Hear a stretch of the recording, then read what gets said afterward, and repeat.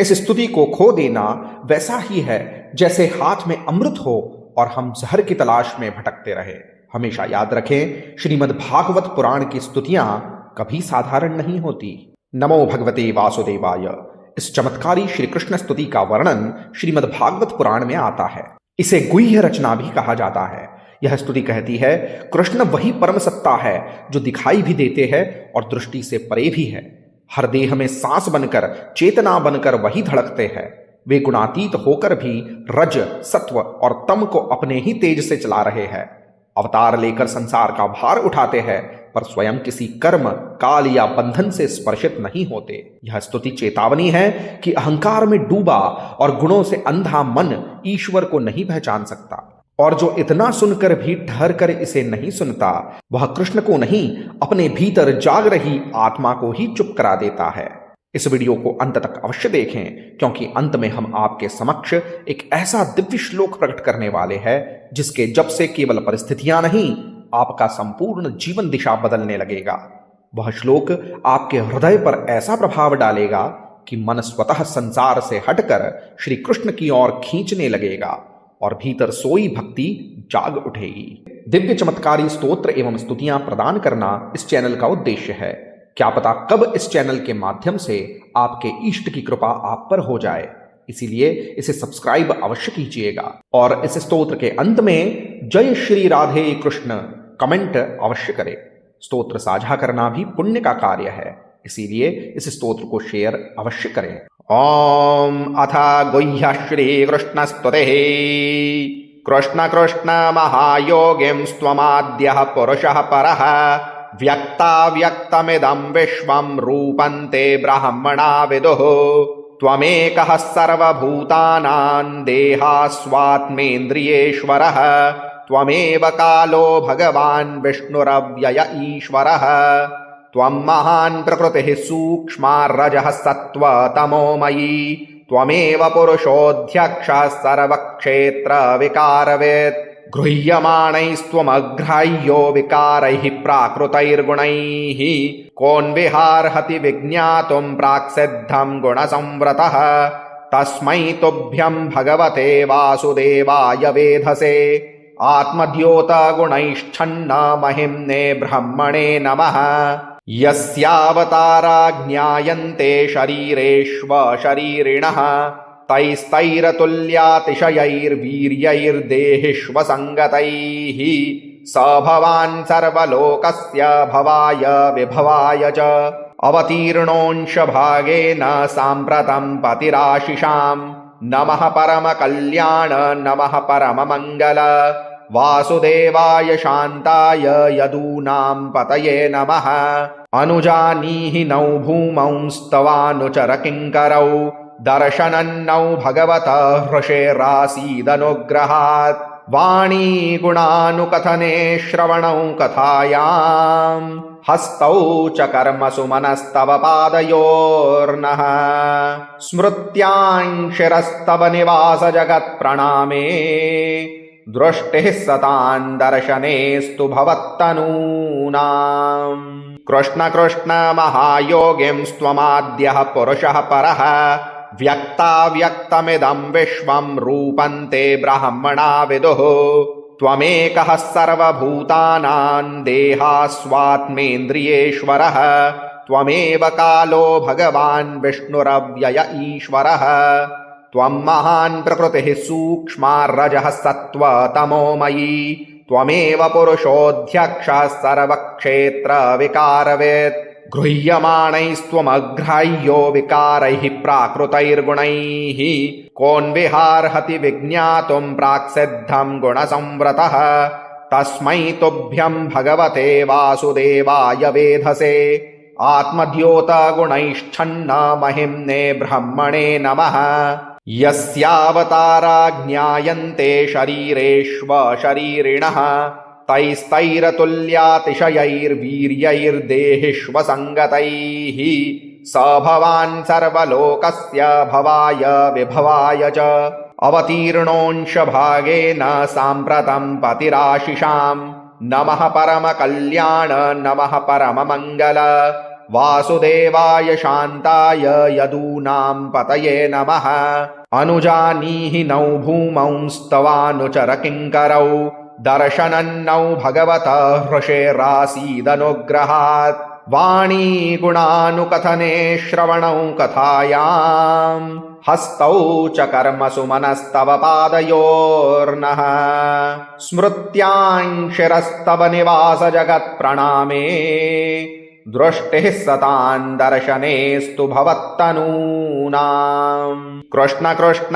महायोगिंस्त्वमाद्यः पुरुषः परः व्यक्ताव्यक्तमिदं विश्वं रूपन्ते ब्रह्मणा विदुः त्वमेकः सर्वभूतानां देहास्वात्मेन्द्रियेश्वरः त्वमेव कालो भगवान् विष्णुरव्यय ईश्वरः त्वं महान् प्रकृतिः सूक्ष्मा रजः सत्त्वतमोमयी त्वमेव पुरुषोऽध्यक्षः सर्वक्षेत्रविकारवेत् गृह्यमाणैस्त्वमग्राह्यो विकारैः प्राकृतैर्गुणैः कोऽन्विहार्हति विज्ञातुं प्राक्सिद्धं गुणसंवृतः तस्मै तुभ्यं भगवते वासुदेवाय वेधसे आत्मद्योतगुणैश्छन्न महिम्ने ब्रह्मणे नमः यस्यावतारा ज्ञायन्ते शरीरेष्वशरीरिणः तैस्तैरतुल्यातिशयैर्वीर्यैर्देहिष्वसङ्गतैः स भवान् सर्वलोकस्य भवाय विभवाय च अवतीर्णोऽंशभागेन साम्प्रतं पतिराशिषाम् नमः परमकल्याण नमः परममङ्गल वासुदेवाय शान्ताय यदूनां पतये नमः अनुजानीहि नौ भूमौंस्तवानुचरकिङ्करौ दर्शनन्नौ भगवतः हृषेरासीदनुग्रहात् वाणी गुणानुकथने श्रवणौ कथायाम् हस्तौ च कर्मसु मनस्तव पादयोर्नः स्मृत्यां शिरस्तव निवास जगत्प्रणामे दृष्टिः सतां दर्शनेस्तु भवत्तनूनाम् कृष्ण कृष्ण महायोगिंस्त्वमाद्यः पुरुषः परः